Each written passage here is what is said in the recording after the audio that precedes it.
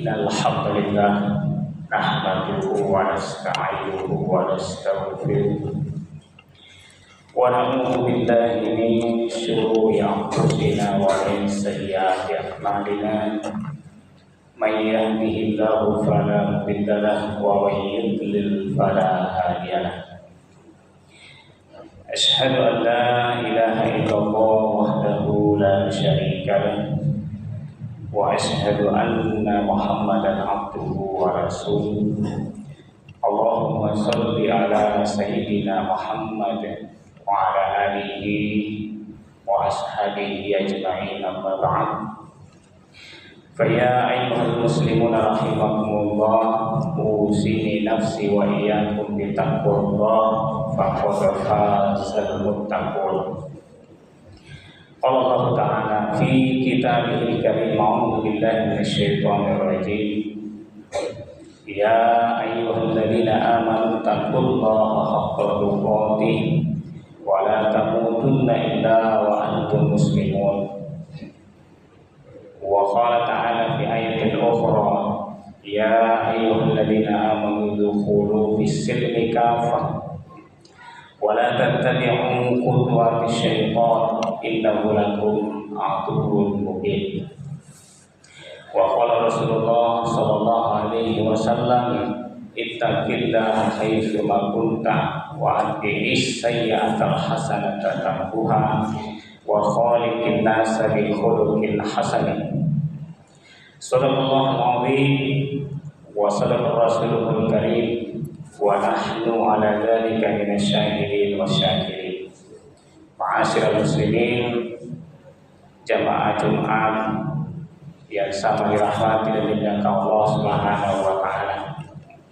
Alhamdulillah, pertama-tama mari kita senantiasa memperbanyak memuji dan bersyukur kehadirat Allah Subhanahu wa taala atas segala nikmat dan karunia-Nya, sehingga di ane waktu di ane kama asih yang asih dibantu para pungan di tanpa malam pilihan ane di masih kita riallo ala Amerika yang dan coba cuma di bulan malam Amerika, yakni bulan haram, yakni bulan Muharram 1447 Hijriah.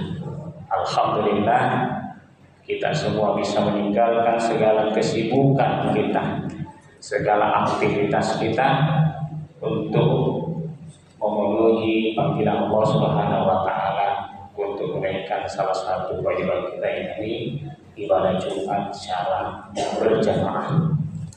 Semoga segala amal ibadah kita apapun itu hingga hari ini senantiasa dilipat gandakan, diterima oleh Allah Subhanahu wa taala. Amin. Salawat beserta salam tenatul lagi tak lupa senantiasa apa waktu abdi sahbi panggil Nabi Muhammad sallallahu alaihi wasallam, Nabi selaku suri teladan, contoh panutan terbaik dalam kehidupan keseharian kita. Allah Subhanahu wa taala sebutkan dengan tegas bahwa laqad kana lakum fi Rasulillahi uswatun hasanah. Sungguh benar-benar telah ada pada diri Rasulullah SAW itu contoh panutan yang baik untuk kita. Oleh karena itu, kalau kita mau selamat di dunia, baik hidup kita di dunia, berkah hidup kita di dunia, dan kita juga ingin selamat di akhirat, berkah hidup kita di akhirat, diridhoi oleh Allah Subhanahu wa taala, dimasukkan kita ke dalam surganya, dijauhkan dari api nerakanya, maka jadikanlah baginda Nabi kita Muhammad SAW sebagai uswah, sebagai contoh, sebagai panutan dalam kehidupan kita, baik dalam hal yang berkaitan dengan kehidupan pribadi, keluarga, begitu pula dalam kehidupan masyarakat, berbangsa dan bernegara. Kaum muslimin jamaah yang sama rahmati Allah Subhanahu wa taala. Ada satu nasihat yang senantiasa tentu tidak boleh lupa disampaikan oleh para khatib setiap Jumat, yakni nasihat takwa. Oleh karena itu Allah Subhanahu wa taala senantiasa mengingatkan kita, ya ayyuhalladzina amanu taqullah, wahai orang-orang yang beriman, bertakwalah kepada Allah Subhanahu wa taala haqqa tuqatih. Maka Allah mengatakan takwa kita itu bukan sekedar takwa biasa, tapi haqqa tuqatih, takwa yang sebenar-benarnya, takwa yang sungguh-sungguh, takwa yang kita jaga, yang kita pelihara, yang kita perjuangkan di dalam diri kita, di mana saja kita berada. Maka Allah mengatakan wala tamutunna illa wa antum muslimun. Jangan sekali-kali kalian menemui kematian kecuali dalam keadaan muslim. Muslim itu artinya dia pasrah, taat kepada Allah Subhanahu wa taala. Dia tetap dalam ketaatannya kepada Allah Subhanahu wa taala dimanapun kapanpun. Mengapa kita harus menjaga ketakwaan kita itu dimanapun dan kapanpun? Tentu salah satu jawabannya adalah bahwa yang namanya al-maut, yang namanya kematian, tidak memandang tempat, waktu, dan keadaan. Mati itu bisa datang kepada siapa saja, baik ia dalam keadaan sehat maupun dalam keadaan sakit, baik ia dalam keadaan kaya maupun dalam keadaan miskin, baik dalam keadaan bahagia, begitu pula dalam keadaan susah.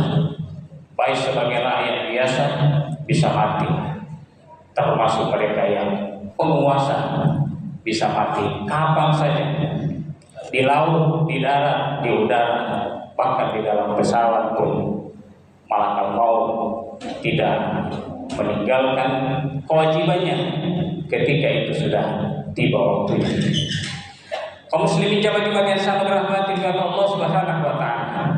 Disinilah kata Rasulullah sallallahu alaihi wasallam, ittaqillah, bertakwalah kepada Allah Subhanahu wa taala haitsu ma kunta, di mana saja kalian berada. Wa'adbi sayyi'atal hasanata tamhuha, kata Rasulullah SAW, senantiasa ikuti perbuatan buruk kita, perbuatan khilaf kita, perbuatan sama kita dengan perbuatan hasanah, perbuatan yang baik, ibadah, perbanyak ibadah kepada Allah Subhanahu wa taala. Mengapa? Karena satu-satunya harapan kita adalah dengan ibadah kita, perbuatan baik kita bisa menghapuskan keburukan-keburukan yang sudah kita lakukan di masa yang lalu. Lalu Rasulullah SAW juga mengatakan, wa khaliqin nasa bi khuluqin hasanin, senantiasalah menjalin hubungan yang baik dengan sesama manusia.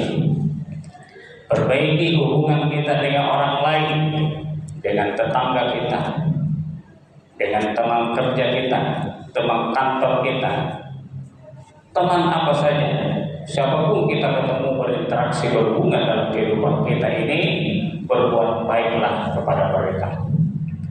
Mengapa? Karena segala interaksi kita, kalau interaksi itu baik, hubungan itu baik, maka alhamdulillah itu akan mendatangkan kebaikan bagi kita. Tapi kalau hubungan kita, interaksi kita itu adalah hubungan yang buruk, kata-kata kita menyinggung hati dan perasaan mereka, kita menuduh mereka, kita memfitnah mereka, kita menyakiti mereka, atau kita mengambil harta mereka tanpa hak dan lain sebagainya, kita berbuat zalim, menganiaya orang lain, maka semua itu akan menjadi hutang bagi kita. Di hari kiamat nanti semua kezaliman kita kepada orang lain akan kita pertanggungjawabkan. Kaum muslimin jamaah yang sangat dirahmati oleh Allah Subhanahu wa taala. Maka di samping hubungan kita kepada Allah, memperbaiki ibadah kita, sholat kita, puasa kita, tahajud kita, duha kita, sholat sunnah yang baik, sedekah, infak kita perbaiki, maka di samping itu kita memperbaiki hubungan kita dengan Allah, dengan sesama manusia. Karena Nabi mengatakan nanti pada hari kiamat ada di antara umatku, kata Rasulullah SAW, yang disebut oleh Rasulullah SAW al-muflis, orang yang bangkrut, orang yang habis amalnya. Bukan mereka tidak banyak puasanya, banyak puasanya, hajinya bahkan ada, sedekahnya banyak, tahajudnya banyak, amal yang lainnya banyak, tapi karena dia aniaya kepada orang lain dan banyak yang dianiaya, maka pada hari kiamat kata Rasulullah didatangkanlah semua orang-orang yang pernah dia zalimi, yang pernah dia sakiti dengan kata-katanya, yang pernah dia fitnah, yang pernah dia ghibah, itu datang semua menangis, dihadirkan oleh Allah Subhanahu wa Ta'ala. Yang kita gunakan untuk membayar tentu bukan lagi uang, tetapi amal soleh kita. Maka seluruh amal soleh kita diambil dari semua orang yang nagih kepada kita. Pada akhirnya kemudian amal soleh kita habis, kata Rasulullah SAW, maka dosa orang yang kita aniaya itu diberikan kepada kita. Akhirnya kita bangkrut dan kita menjadi orang yang rugi. Muslimin jamaah-jamaah yang sama dirahmati oleh Allah Subhanahu wa Ta'ala. Oleh karena itu, mari kita senantiasa memperbaiki di samping hubungan kita kepada Allah Subhanahu wa Ta'ala, maka kita memperbaiki hubungan kita dengan sesama manusia. Kalau kita masih diberikan kesempatan hidup oleh Allah Subhanahu wa Ta'ala, artinya masih ada peluang untuk saling memberikan permaafan antara satu dengan yang lain. Kalau kita saling memaafkan ketika kita masih hidup di dunia, maka insya Allah semuanya itu akan lunas. Tidak perlu kita saling menuntut nanti di hari kemudian kelak. Jemaah yang sangat dirahmati oleh Allah Subhanahu wa Ta'ala, agama kita ini adalah agama yang sempurna, agama yang diridhoi oleh Allah Subhanahu wa Ta'ala. Makanya Allah Subhanahu wa Ta'ala menyebutkan di dalam ayatnya bahwasanya kita tidak lagi dibutuhkan, tidak lagi diperbolehkan untuk mengambil ajaran, mengambil petunjuk hidup kecuali apa yang datang dari Allah Subhanahu wa Ta'ala. Kata Allah Subhanahu wa Ta'ala dalam Quran surah Al-Maidah ayat 50, apa hukmal jahiliyati yabghun wa man ahsanu minallahi hukman liqaumin yu'minun. Kata Allah Subhanahu wa Ta'ala, apakah hukum jahiliyah, aturan jahiliyah yang mereka mau ambil, yang mereka mau terapkan dalam kehidupannya, mengatur hidupnya, mengatur dirinya, keluarganya, masyarakatnya, bangsanya, negaranya. Apa hukum jahiliyah dia bangun? Apa hukum jahiliyah yang mereka mau terapkan? Kata Allah Subhanahu wa Ta'ala, wa man ahsanu minallahi hukman liqaumin yu'minun. Dan hukum siapakah yang lebih baik untuk mengatur kehidupan umat manusia bagi orang-orang yang yakin kepada Allah Subhanahu wa Ta'ala. Ayat ini adalah kalimat sindiran yang menunjukkan celaan yang datang dari Allah Subhanahu wa Ta'ala. Lalu Allah mengatakan, apakah ada hukum lain yang lebih baik daripada hukum Allah? Apakah ada aturan yang lebih layak digunakan untuk mengatur kehidupan umat manusia, kehidupan dunia, kehidupan alam semesta ini selain hukum Allah Subhanahu wa Ta'ala? Makna yang bisa kita ambil dari ayat ini bahwa tentu Allah mengatakan, wahai hamba-hambaku, tidak ada hukum yang layak, tidak ada aturan yang layak, tidak ada petunjuk hidup yang layak, yang pantas untuk mengatur kehidupan kalian hamba-hambaku dimanapun siapapun kecuali apa yang diturunkan oleh Allah Subhanahu wa taala. Itulah Allah Subhanahu wa taala menegaskan bahwa Famanit taba'ahu daya fala yadillu wa la yashqa. Siapa yang berpegang teguh pada petunjukku ini, Al-Qur'an ini, sunnah Nabi, ya, fala yadillu wa la yashqa, pasti hidupnya tidak akan tersesat, wa la yashqa, tidak akan celaka, tidak akan susah, akan mudah hidupnya, akan berkah hidupnya. Dengan syarat dia senantiasa menjadikan petunjuk Allah Subhanahu wa taala sebagai aturan dalam kehidupan kita ini, dalam keluarga kita, masyarakat kita, bertetangga kita, berhubungan baik dengan orang lain. Sebaliknya kata Allah Subhanahu wa taala, "Wa man a'rada an dzikri fa inna lahu ma'isyatan dhanka." Siapa yang berpaling dari aturanku ini, al-dzikri, dari peringatanku, dari aturanku, dari Al-Quran, dari sunnah Rasulullah SAW, fa inna lahu ma'isyatan dhanka, maka Allah SWT pasti baginya adalah penghidupan yang sempit. Penghidupan yang sempit. Di dunia ini Allah Subhanahu wa taala menjadikan hidup kita sempit, hidup kita susah. Bukan kita tidak punya uang, bukan kita tidak punya harta, bukan kita tidak punya kekayaan, bukan kita tidak punya istri, tidak punya rumah, tidak punya mobil dan lain sebagainya. Tapi ketika kita berpaling dari hukum Allah, berpaling dari taat kepada Allah, jauh dari menjalankan ketaatan kepada Allah, maka hidup kita akan senantiasa diliputi dengan ma'isyatan dhanka, kehidupan yang sempit, sempit dada kita, sempit pikiran kita, stres dalam hidup kita. Perlu kita dengarkan, dan tentu di banyak kasus yang serupa. Ya. Secara pekerjaan saya kira mapan seorang dosen, keluarga dia punya, yang lain-lainnya dia punya, tapi dia mengakhiri hidupnya dengan gantung diri di sebuah pohon beberapa waktu yang lalu. Apa yang dia tidak miliki? Pekerjaan ada, keluarga ada, rumah ada, kendaraan ada, tapi mengakhiri hidupnya dengan cara bunuh diri, tentu itu menunjukkan bahwa ada sesuatu yang membuat dia sempit dadanya. Dia menganggap bahwa satu-satunya solusi untuk keluar dari persoalan yang dihadapi adalah mengakhiri hidupnya dengan cara seperti itu. Na'udzubillah, summa na'udzubillah.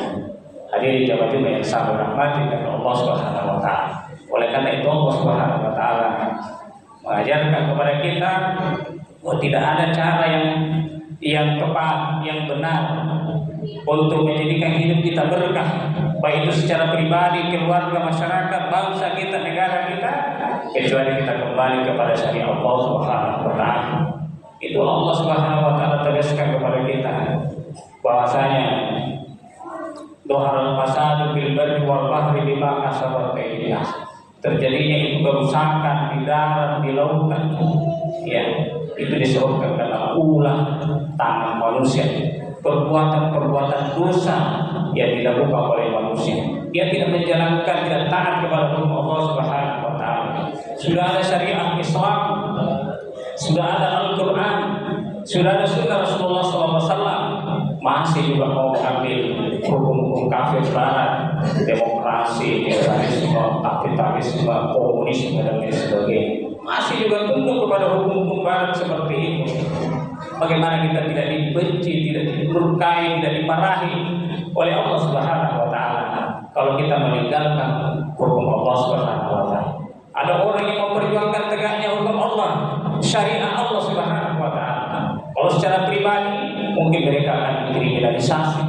Kalau secara organisasi mungkin organisasinya akan dibubarkan dan lain sebagainya. Tidak dikasih ruang gerak. Bagaimana kita akan mendapatkan berkah dari Allah Subhanahu wa taala? Padahal keberkahan itu hanya datang ketika kita tunduk kepada Allah Subhanahu wa taala. Walau anna ahlal qura amanu wattaqau la fatahna 'alaihim barakatin minas sama'i wal ardh. Itu jadi Allah.